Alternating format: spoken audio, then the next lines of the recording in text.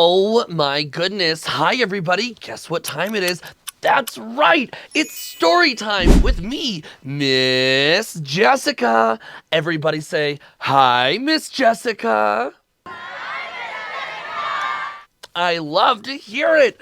Today, I'm really excited because for this Halloween season, we're giving you a Halloween spooky story time. And we're reading a brand new one together. Today's story is called Vlad, the Fabulous Vampire, written by Flavia Z. Drago. This book is dedicated to all the lovely trolls who liked to dress up when they were little. Oh, I love that. All right, everybody, let's get into this week's story. It's Vlad, the Fabulous Vampire. Deep in the dark woods, in an ancient shadowy castle, there once lived a stylish vampire. Vladisla Varnaby Roland Dragul, the fourth of his name. For Vlad, fashion was his passion, and like all his vampire friends, he dressed only in black. Black was elegant, black was fun, black was mysterious, an all-time classic. But lurking beneath his black cape, Vlad kept a colorful secret. Vlad had rosy pink cheeks. They made him look different from everyone else, so horribly alive. That's why Vlad was always hiding his pinkness behind the same old boring outfit over and over again.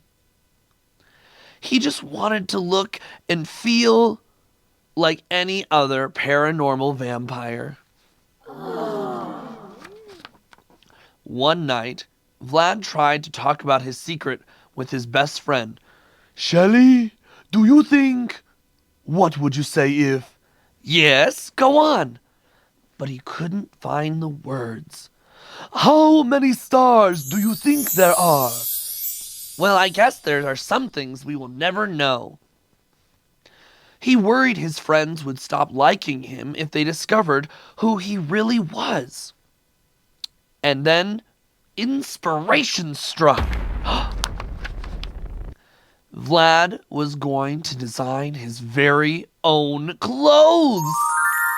He worked his fingers to the bone, and finally, he found a new way to cover his face while also looking fabulous in black. After all, fashion was his passion. But sooner rather than later, Vlad had a new realization. Even with the most splendid black garments and sophisticated style, he would never be able to hide who he truly was. No one understands how I feel, he thought, and so Vlad decided he'd better off alone. As Vlad left his friends behind, he heard something strange. Shelley was in trouble! Keep your paws off my bat hat, troll! And guess what? She had a secret of her own. Are you okay? Please don't tell anyone. Finally, Vlad decided to share what he hadn't been able to before. Do you still like me? Of course I do. And in return, Shelley decided to show him something else. Something no other vampire had ever seen before. Together, they went beyond the borders of the dark woods and adventured into the unknown. With Shelley by his side, Vlad felt a new kind of confidence. Slowly, he began to understand that in order to feel good about himself, he didn't have to change, and he didn't need to hide. Instead, he began to think. It's better to love what makes us unique. Back home, and with Shelley's help, Vlad was ready to show everyone his true self. It took a lot of courage, but as we know, fashion was his passion.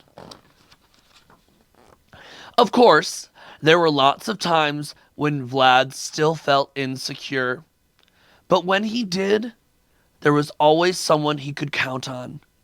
He felt safe, loved, and free. And in the end, whether you can see it or not, you might just say that there's a little bit of Vlad in all of us. The end. What an amazing story! I love this book because what it's showing is when we're scared sometimes to show up exactly how we are, others might not be able to handle that.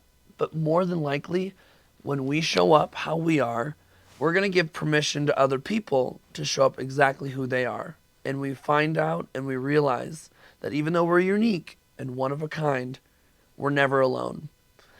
Well, friends, this was your story for this month. Make sure to tune in and subscribe so you don't miss out on any more story times with me, Miss Jessica. Bye, everybody. Happy Halloween.